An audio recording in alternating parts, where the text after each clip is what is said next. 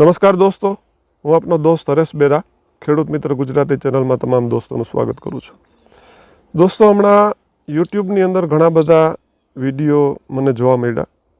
ખેતીમાં શેમ્પૂનો કમાલ, ખેતીમાં શેમ્પૂનો જાદુ, ખેતીમાં શેમ્પૂનો ઉપયોગ કરવાથી પાકનું ઉત્પાદન વધી શકે. આવા ઘણા બધા વિડીયો જોયા બાદ મને એમ થયું કે હાડું ₹1 શેમ્પૂ આટલો બધો ફાયદો કરતું હોય તો આપણે પણ એનો ઉપયોગ કરવો જોઈએ. પરંતુ એનો ઉપયોગ કરતાં પહેલાં એક જિજ્ઞાસા એ પણ થઈ કે ફાયદો જ કરે કે નુકસાન પણ કરે. કારણ કે કોઈ પણ અખતરાની અંદર ખતરો છુપાયેલો હોય છે. ખૂબ સારું ઉત્પાદન આપણો કોઈ પાક વાવેલો હોય અને એમાં આવો અખતરો કરીએ અને એનું કાંઈ રિએક્શન જોવા મળે ને ખતરો ઊભો થાય તો આપણે મોટી નુકસાની પણ ભોગવવાનો વારો આવે. એટલે એના માટે થોડું સંશોધન કર્યું, ખાસ કરીને ગૂગલ ઉપર. અને ગૂગલના બાબતમાં એક વસ્તુ આપને દોસ્તોએ જણાવી દઉં કે ગૂગલ છે એક સર્ચ એન્જિન છે. આખા વિશ્વની અંદર ઘણી બધી વ્યક્તિઓ છે, ઘણી બધી સંસ્થાઓ છે, ઘણી બધી કંપનીઓ છે કે જેણે કોઈ રિસર્ચ, કોઈ જાણકારી છે એ ઇન્ટરનેટ ઉપર મૂકી હોય અને ઇન્ટરનેટ ઉપર મૂકી અને ત્યારબાદ એને પબ્લિક કરેલી હોય, તમામ લોકો માટે અવેલેબલ કરેલી હોય. તો તેવી માહિતી ગૂગલ છે એ તમે જે પણ એના સર્ચિંગ છે એમાં લખશો એટલે વિશ્વમાં તે સર્ચ આપણે વસ્તુ કરવાની છે તેની સાથે જોડાયેલી બાબતો આખા વર્લ્ડમાં જ્યાં પણ પડી હશે ત્યાંથી ઉપાડી તે તમારી સમક્ષ પ્રસ્તુત કરી દેશે. ગૂગલની કોઈ પોતાની વસ્તુ હોતી નથી. જે તે વ્યક્તિની માહિતી તમારા સુધી પહોંચાડવાનું કામ ગૂગલ કરે છે. તો આવી ઘણી બધી માહિતીઓ સર્ચિંગ મેં ગૂગલમાં કરેલું કે ખેતીમાં શેમ્પૂનો ઉપયોગ કરવાથી શું ફાયદો થાય, એનાથી ફાયદો થાય કે નુકસાન પણ થાય. શેમ્પૂનો ઉપયોગ જે તે પાક ઉપર કરીએ તો તેના ઉપર તેની કેવી અસરો થાય. તેમાં સૌથી સરસ અને ઉપયોગી મને જે દોસ્તો માહિતી મળી છે એ છે કોલોરાડો સ્ટેટ યુનિવર્સિટી અમેરિકી કૃષિ વિભાગ. કોલોરાડો સ્ટેટ યુનિવર્સિટીનો અમેરિકી કૃષિ વિભાગનો એક લેખ જે મને ખૂબ ઉપયોગી લાગેલો છે તેની સૌ પ્રથમ ચર્ચા આપની સમક્ષ કરું. પરંતુ એક ખાસ ભલામણ દોસ્તો, વિડીયો પૂરેપૂરો જોવા ખાસ વિનંતી છે. શરૂઆતમાં શેમ્પૂથી થતા ફાયદાની વાત કરીએ અને નુકસાનીની વાત જોતા રહી જાઓ અને પછી અખતરો કરીએ તો ખતરો ઉપાડવાનો વારો આવી શકે છે. આખો વિડીયો જોવા ખાસ મારી ભલામણ છે. વિડીયો અધૂરો ન છોડતા. અને શરૂઆત કરીએ તે પહેલાં ખાસ વિનંતી કે જે મિત્ર આપણી ચેનલ પર પહેલી વખત આવ્યા છે તો આપણી ખેડૂત મિત્ર ગુજરાતી ચેનલને સબસ્ક્રાઈબ કરી લેજો. બાજુનું જે બેલ આઇકન છે ટચ કરી ઓલ ઉપર સેટ કરજો એટલે નવા વિડીયોની માહિતી દોસ્તો આપને મળતી રહે. તો દોસ્તો, જે કોલોરાડો સ્ટેટ યુનિવર્સિટી છે એની જે માહિતી છે એના ઉપર આધારિત છે કે સાબુ અને ડિટર્જન્ટનો પાક ઉપર આવતા રોગો ઉપર ઉપયોગ કરવાથી શું ફાયદા થાય, શું નુકસાની થાય.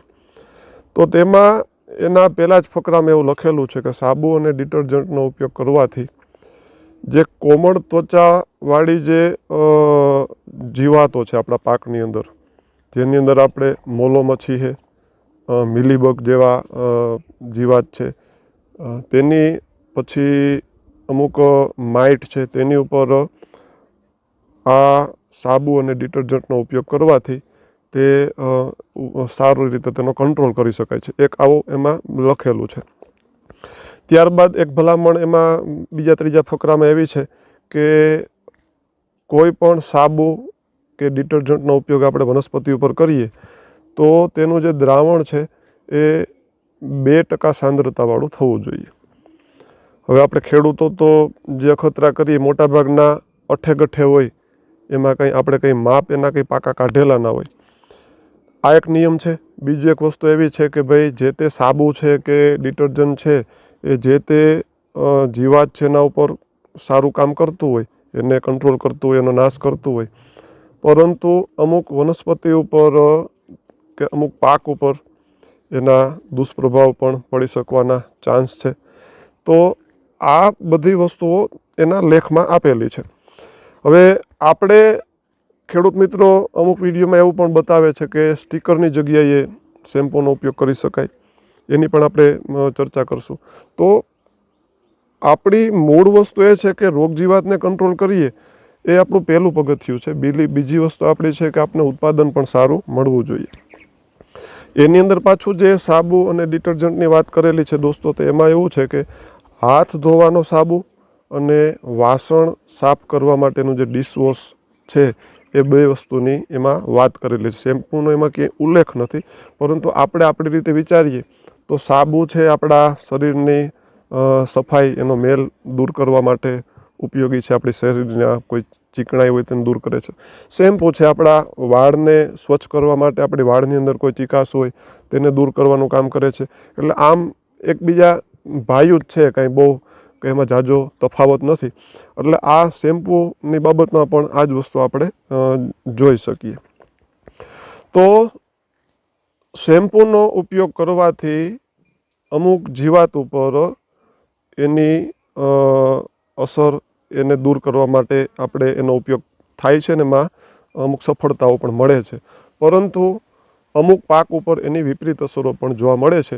એટલે એમાં ખાસ એવું કીધેલું છે કે કોઈ પણ મોટા પાયે આવો અખતરો કરતાં પહેલાં 2-5 છોડની અંદર એનો ઉપયોગ કરી અને અઠવાડિયા 10 દિવસ પછી તેનું શું રિઝલ્ટ જોવા મળે છે તે જોયા બાદ આપ કોઈ પણ પાકમાં એનો ઉપયોગ કરો તો આપણે નુકસાનીથી બચી શકીએ. બીજા નંબરની વાત છે દોસ્તો કે ઘણા મિત્રો એવું કહે છે કે શેમ્પૂ છે એનો સ્ટીકર તરીકે ઉપયોગ કરી શકીએ. હવે સ્ટીકર છે એ માર્કેટમાં જે કોઈ પણ સ્ટીકર મળતા હોય તો સ્ટીકર છે આપણે ચોંટાડવાનું કામ કરે છે. શેમ્પૂ છે એનાથી હાવ એનું અવળું કામ છે. શેમ્પૂ છે એ ઉખેડવાનું કામ કરે છે. ચહેરામાં આપણે કદાચ નાળિયેરનું તેલ નાખેલો આપણા વાળ હોય, એકદમ ચીકાશવાળા શુદ્ધ દેશી નાળિયેરનું તેલ નાખેલું હોય, તો એક વખત શેમ્પૂ કરીએ કે 2 વખત આપણે શેમ્પૂ કરીએ તો આપણા વાળની તેલની જે ચીકાશ છે એ સાવ દૂર થઈ જાય છે. આપણા વાળ છે એકદમ કોરા થઈ જાય છે. તો ચોંટાડવાનું કામ તો સ્વાભાવિક છે કે કરતું નથી, ચીકણાઈ દૂર કરવાનું કામ કરે છે.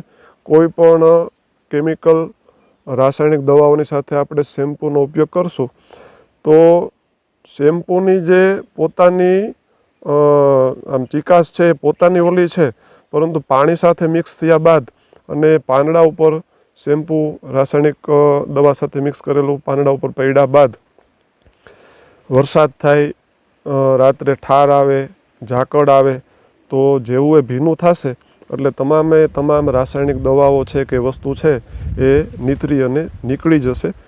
પાંદડા ઉપર ચોંટાડવાનું કામ શેમ્પૂ દોસ્તો કરશે નહીં. આ વસ્તુ પણ ખાસ ખ્યાલ રાખવા જેવી છે. પછી જે તે રાસાયણિક દવાઓ સાથે આપણે શેમ્પૂને મિક્સ કરીએ, જે કોલોરાડો સ્ટેટ યુનિવર્સિટીનો જે લેખ છે એ ઓનલી પાણી અને શેમ્પૂ, પાણી અને સાબુ કે પાણી અને ડિટર્જન્ટનો ઉપયોગ કરવાની વાત છે. આપણે જે ઉપયોગ કરીએ છીએ કે ઘણા બધા મિત્રો દેખાડે છે એ તો રાસાયણિક દવાઓ સાથે શેમ્પૂને મિક્સ કરીને ઉપયોગ કરવાની વાત કરે છે. તો રાસાયણિક દવાઓ ખેતીમાં આપણે કેટલા પ્રકારની દોસ્તો છાંટીએ છીએ. શેમ્પૂ છે એ પણ રાસાયણિક છે, નેચરલી તો છે નહીં. તો જે તે રાસાયણિક દવાઓ સાથે આપણે શેમ્પૂને મિક્સ કરીએ છીએ તો તેની સાથે એના કોઈ કેમિકલ રિએક્શન થાય છે કે નથી થતા તેનાથી પણ ખેડૂત મિત્રો અજાણ છે. અને એ કેમિકલ રિએક્શનો થયા બાદ શેમ્પૂ છે એ પાકના પાંદડા ઉપર કે આપણા પાક ઉપર છાંટ્યા બાદ એની કેવી અસરો આપણા પાકમાં જોવા મળશે એ પણ આપને ખબર નથી. ખાસ એક વસ્તુ કે શેમ્પૂ પાક ઉપર છાંટવા માટે બનાવેલું પણ નથી. શેમ્પૂ છે એ આપણા વાળને સાફ કરવા માટે બનાવેલું છે. તો તેનો ઉપયોગ વાળને સાફ કરવા માટે કરીએ ત્યાં સુધી વાંધો નથી, પરંતુ જે વસ્તુ માટેનો ઉપયોગ એનો નિર્દેશ જ કરેલ નથી તો તેમાં ઉપયોગ કરવામાં ક્યાંક ને ક્યાંક આપણે ચોકસાઈ રાખવી પડશે. તો સાબુ અને શેમ્પૂ, ડિટર્જન્ટ વાપરતા પહેલાં એના નફા નુકસાન ખાસ જાણીએ. જો ઉપયોગ કરવો હોય તો પહેલાં 2-5 છોડમાં એની ટ્રાય કરી લેવી, મોટી માત્રામાં એનો ઉપયોગ કરવો નહીં. અને હું તો એમ કહું છું કે ખરેખર જો સ્ટીકર તરીકે ઉપયોગ કરવો હોય તો માર્કેટમાં મળતા જે સ્ટીકર આવે છે એટલા બધા મોંઘા હોતા નથી, એનો આપણે ઉપયોગ કરીએ.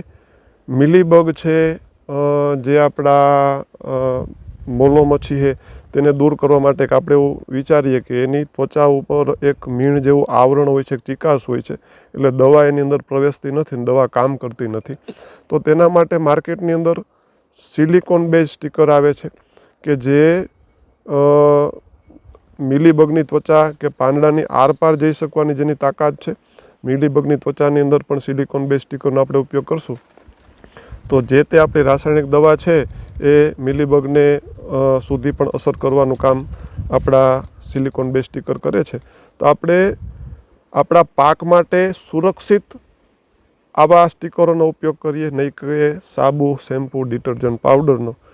તો દોસ્તો, માહિતી એક આપણે કહીએ ને કે ચર્ચાના વિષયમાં આપના સમક્ષ રજૂ કરવાનો પ્રયત્ન કરેલ છે.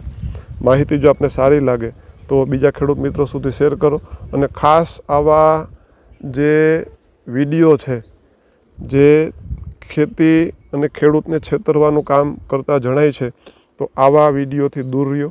આવા વિડીયોના પ્રલોભનમાં આવ્યા વિના આપણે આપણી સૂઝબૂઝ અને આપણી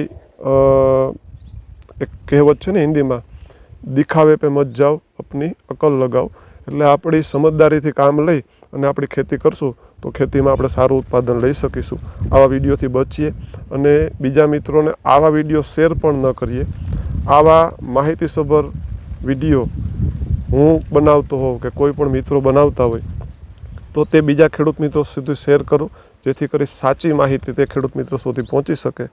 મિત્રો, વિડીયોની માહિતી સારી લાગી હોય તો લાઈક કરો, ચેનલને સબસ્ક્રાઈબ કરો, વિડીયોને બને એટલો શેર કરો. ફરી મળશું આવતા વિડીયોમાં કોઈ સરસ મજાની માહિતી સાથે. ત્યાં સુધી રજા લઈએ. જય જવાન, જય કિસાન, જય હિન્દ, વંદે માતરમ. ધન્યવાદ.